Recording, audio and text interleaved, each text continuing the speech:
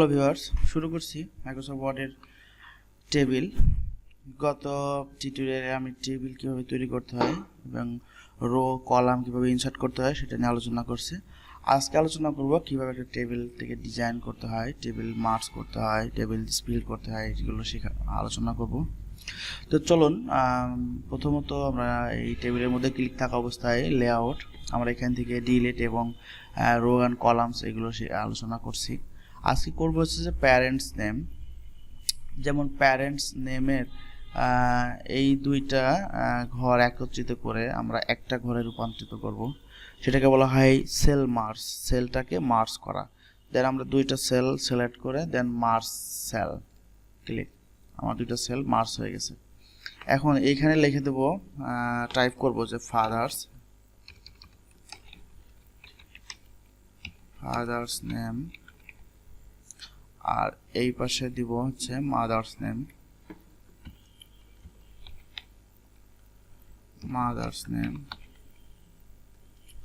এখন ফলো করেন যে এই দুইটা ঘর এখানে কিন্তু বাদ থেকে যাচ্ছে, তাহলে কি করবো, এই দুইটা ঘরকে আবার মার্জ করে দেব, দেন সিলেক্ট করে মার্জ, এইটা ঘর সিলেক্ট করে মার্জ। একটু ফলো করেন, এই একই রকম ভাবে এই দুইটা ঘরকে সিলেক্ট করে মার্জ করে দিলাম, এদের মার্জ। এখন এই ডাটাটা এই টেবিলের ঠিক মিডিল পর্যায়ে থাকবে। হ্যাঁ, এই টেবিলের এই ঘরটা সেলটা ঠিক মিডিল পর্যায়ে থাকবে। আমরা যে হোমেন থেকে যে এখানে শিখে আসছি অলরেডি আমাদের এটা সেন্টারেই আছে, বাট আমি এই যে সেলটা আছে এই সেলের সেন্টার করতে চাই। দেন কি করতে হবে, তখন আমরা এখানে টোটাল এইগুলো সিলেক্ট করব। সিলেক্ট করার পর আমাদের লেআউটের দেখেন এখানে একটা অ্যালাইনমেন্ট দেওয়া আছে। এই অ্যালাইনমেন্ট এখানে কিন্তু 9টা অ্যালাইনমেন্ট দেওয়া আছে। এগুলো হচ্ছে যে টপের, এগুলো সেন্টারের, এটা হচ্ছে বটমের। তো আমি যদি সবগুলোর সিরিয়াল সেন্টার করতে চাই, দেন এই মাঝের যে সেন্টার অ্যালাইনমেন্ট আছে এটাই ক্লিক করব। দেখেন আমাদের এই সেলের জাস্ট মিডিল পর্যায়ে আমাদের এই লেখাটি চলে আসছে। ওকে, এখন দেখেন যেটা আমাদের করতে হবে, আমি এখানে যদি ডাটা এন্ট্রিটা করতে থাকি,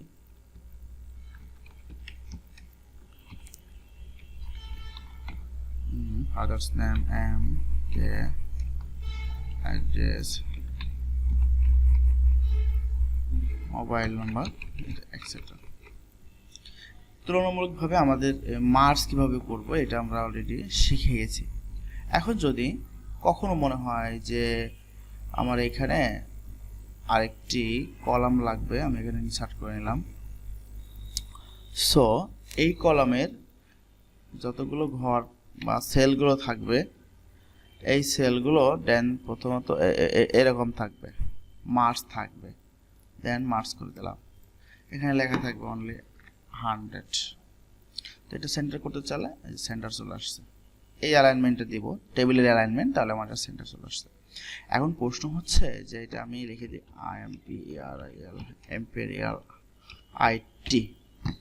ইম্পেরিয়াল আইটি। ওকে, এখন কখনো যদি এরকম হয় যে সিরিয়াল নাম্বার নেই এই পর্যন্ত, ব্ল্যাক এরকম থাকবে, তো তখন কিন্তু আমরা ইচ্ছা করলে এরকম করতে পারি যে যেভাবে মার্জ করছি আমাকে যদি বলা হয় আবার ঠিক একই রকমভাবে এই টেবিলটাকে আবার জয়েন করে দিতে হবে, তখন আমরা কী করবো, এই টেবিলের মধ্যে কার্সার রেখে দেখেন মার্জ টেবিলের পাশে মার্জ সেলের পাশে স্পিল্ড সেলস লেখা আছে। স্পিল্ড সেলস দ্বিখণ্ডিত করা বা ভাগে ভাগে ভাগ করা, আর মার্জ হচ্ছে একত্রিত করা। তো আমি স্পিল্ড সেলে ক্লিক করলাম, ফলো করেন আমার এখানে একটা কলাম, অনলি এখান থেকে একটা কলাম। আর আমার রো কয়টা ছিল, 1 2 3 4 5 6 7 8টা রো ছিল। তার মানে আমার একটা কলাম 8টা রো, দেন 8টা, দেন ওকে। এখানে আমার আলটিমেটলি আমার এটা কিন্তু আগের মতো হয়ে গেছে। সিমিলারলি এটাও যদি করতে চাই, আমরা স্পিল্ড সেল দেন 1:8।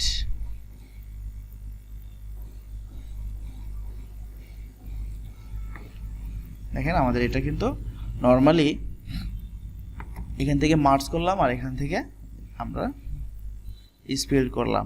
মার্জ করলে আলাদা একত্রিত হবে, আর স্প্লিট করলে আবার আলাদা আলাদা হবে। তো এই কাজটা কিন্তু আমরা একটু আরও সহজভাবে করতে পারি। যারা একটু হিসাব কম বুঝবেন এই সেল থেকে, তারা একটা কাজ করতে পারে, সে দেখেন এখানে ইরেজার এবং টেবিল ড্র আছে, ড্র টেবিল আছে। ইরেজারে জাস্ট ক্লিক করলে আমরা বুঝি যে ইরেজার মানে কোনো কিছু মশামশি।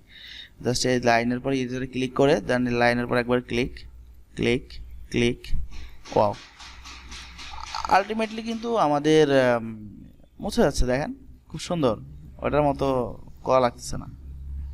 এই তো জাস্ট এই লাইনটা রাখবেন না, যে কলামটা বা যে রোটা বা যে সেলটা জাস্ট ক্লিক করলেই মুছে যাবে।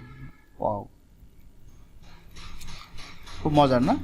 তো চলেন আমরা একটু দেখি ড্রর কাজ। ড্র টেবিলের কাজ হচ্ছে যেটা আমরা করলাম সেটা ড্র করবে। ওয়াও এত বর্ডার, এত বড় বর্ডার, বর্ডার নিয়ে আমি পরে কথা বলবো। দেন খুব সুন্দর একটা ব্যাপার, আমরা এখান থেকে জাস্ট ড্র করলেই আমাদের ড্রটা হয়ে যাচ্ছে, দেখছেন? ঠিক একই রকম ভাবে এই যে ড্র করব, ড্র হবে। এখান থেকে মাউসটা চেপে ধরে দেন ড্র, চেপে ধরে ড্র, চেপে ধরে ড্র, এখান থেকে চেপে ধরে ড্র, এই তো চেপে ধরে ড্র। আমরা যেরকম মনে চাই সেরকম ড্র করতে পারবো, আর ইরেজারটা দিয়ে সিমিলারলি চেপে ধরে মুছতে পারবো। তাহলে আপনারা অবশ্যই এটা ট্রাই করে দেখবেন যে কিভাবে ড্র টেবিল দিয়ে ড্র করা যাচ্ছে এবং ইরেজার দিয়ে কিভাবে মোছা যায়। তাহলে আমি আলোচনা করলাম যে কিভাবে ড্র করা যায় আর কিভাবে নতুন করে একটা স্পিড সেলটাকে স্পিড করা যায়।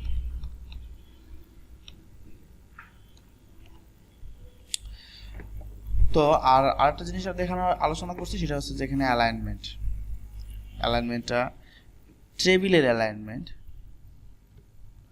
এখানে আরেকটা জিনিস সেটা হচ্ছে যে আমি এখানে লিখি সেলটাকে মার্জ করে দিলাম, মার্জ করে দেওয়ার পর এখানে লিখছি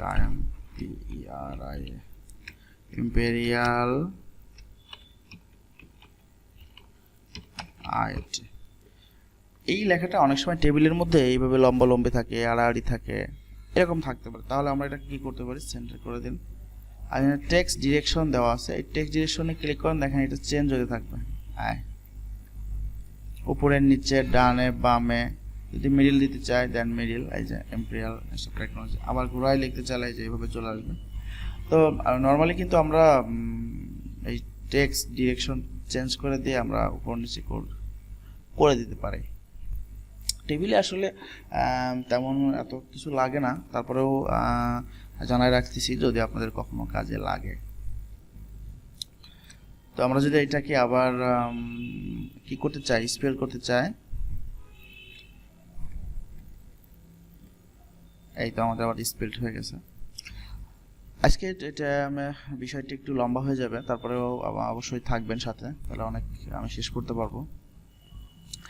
এরপরে আরেকটা জিনিস আছে, সেটা হচ্ছে যে আমরা অনেক সময় এখানে ডাটাগুলো এরকম থাকে যে টেবিলের মধ্যে যদি আমরা শর্টিং করতে চাই, কিভাবে শর্টিং করব। শর্টিং বলতে অবশ্যই বুঝছেন যে ছোট এবং বড়, বড় এবং ছোট এভাবে সাজাইতে যদি চাই আমরা কিভাবে সাজাবো। ওকে, দেন আমরা এইখানে সংখ্যাগুলো দেখেন এলোপাতাড়ি অবস্থায় সাজানো আছে। যদি আমি এই সংখ্যাগুলো ছোট থেকে বড়, বড় থেকে ছোট আকারে সাজাতে চাই, তাহলে আমাদের এখানে দেখেন A to Z মানে শর্ট দেওয়া আছে। শর্টে ক্লিক করব, ক্লিক করার পর দেখেন এখানে অ্যাসেন্ডিং হচ্ছে ছোট থেকে বড়, আর ডিসেন্ডিং হচ্ছে বড় থেকে ছোট। দেন আমি এখান থেকে অ্যাসেন্ডিং করে দিলাম, দেখেন 1 4 9 20 21 30 32 মানে ছোট থেকে বড় হয়ে গেল। সিমিলারলি সিলেক্ট করেন, দেন শর্ট এবং এখান থেকে ডিসেন্ডিং করে দেন, দেখেন এবার বড় থেকে ছোট হয়ে গেল। ব্যাপারটা কিন্তু খুব মজার। একই রকম ভাবে যদি আমার এখানে লেখা থাকে DCF, এরকম ভাবে যদি লেখা থাকে, সেক্ষেত্রে আমরা যদি এরকম থাকে, তাহলে এটাকে যদি আমরা মানে ABCD এরকম ভাবে যদি সুন্দর করে দেখতে চাই, তাহলে কি করব, আমরা এখান থেকে শর্টিং করে দেব।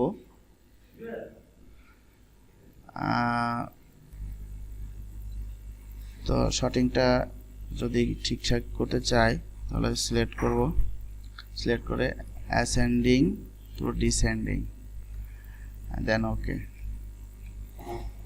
এখানে আমাদের ডিসেন্ডিং যদি করে দিই তাহলে একদম লাস্ট ক্যারেক্টার থেকে ফার্স্ট ক্যারেক্টারে চলে আসবে, আর যদি অ্যাসেন্ডিং করে দিই তাহলে এ থেকে জেড পর্যন্ত। আরেকটা আলোচনা শেষ না করলে নয়, সেটা হচ্ছে যে আমরা মাইক্রোসফট ওয়ার্ডের টেবিলে অনেকেই হিসাব করার পরে সে সামেশন জানতে চাই, মানে যোগ করতে চাই, সেই যোগটা হয়তো আমরা অনেকেই বুঝি না। তো যোগটা করতে চাইলে যেখানে যোগফলটা বসাতে চাই সেই জায়গায় কার্সারটি রেখে আমাদের এই যে লেআউটের ফর্মুলা মানে এফএক্স দেওয়া আছে, দেন এখানে যদি একবার ক্লিক করে দেন এরকম একটা ডায়লগ বক্স আসবে, ফর্মুলা বক্স, দেন ওকে, আমাদের এখানে সামেশনটা চলে আসছে। তো ধন্যবাদ সবাইকে, আজকে এই আলোচনাটা এই পর্যন্তই। যারা আমাদের চ্যানেলটাতে সাবস্ক্রাইব করেন নাই তারা অবশ্যই সাবস্ক্রাইব করে রাখবেন এবং বেল আইকনটি প্রেস করে রাখবেন যাতে পরবর্তী ভিডিও আপলোড দেওয়ার সঙ্গে সঙ্গে আপনারা জানতে পারেন। ধন্যবাদ সবাইকে।